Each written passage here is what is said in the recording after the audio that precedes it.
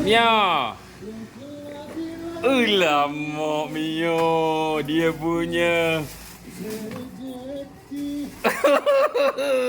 lagi.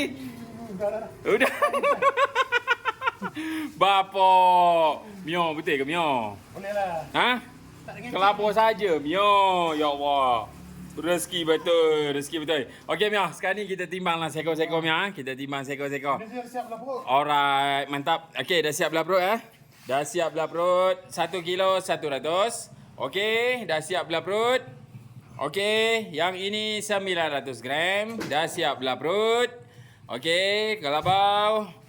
Lagi. Okey, yang ini 1 kilo 50 gram. Kelabau.